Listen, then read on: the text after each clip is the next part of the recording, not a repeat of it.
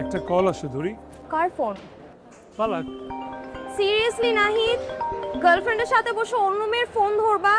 It's very irritating. No problem.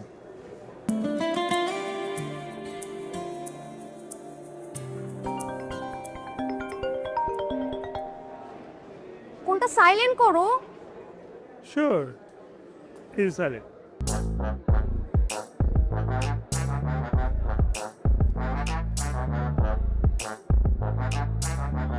দেখো নাহিদ, আমার সাথে রিলেশন রাখতে হলে আমাকে সময় দিতে হবে। আমার সাথে যতক্ষণ থাকবা পুরোটা অ্যাটেনশন আমার চাই। আর আমার সাথে বসে তুমি ফোনে থাকবা, ফোন চালাবা, আমার একদমই সহ হয় না।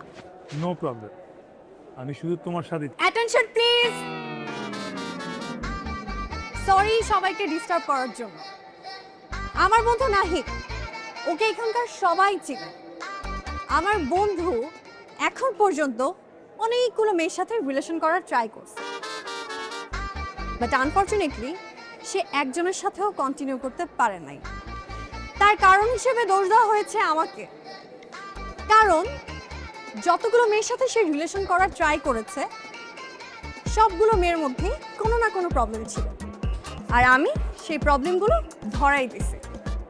2 দিন, মাত্র 2 দিন অসুস্থতার কারণে ক্যাম্পাসে আসতে পারি নাই। এর ভেতরেই আমার বন্ধু আবারও একটা নতুন রিলেশন শুরু করে দিছে। আমার ফোনটা পর্যন্ত ধরতে পারতেছে না।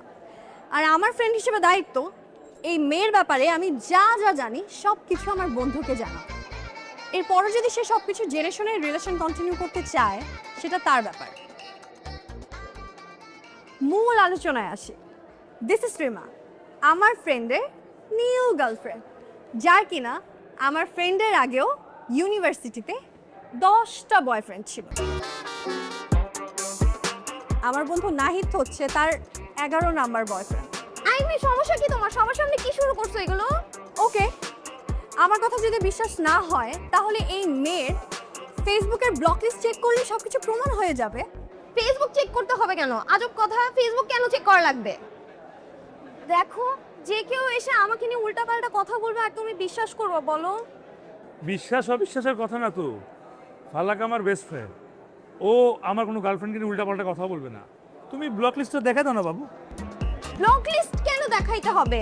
ওর ব্যাকলিস্ট চেক করতে হবে না, আমার সাথে রিলেশন ছিল, থাকা অবস্থায় বহু ডাবল টাইপিং করছে, ধরা খাইছে।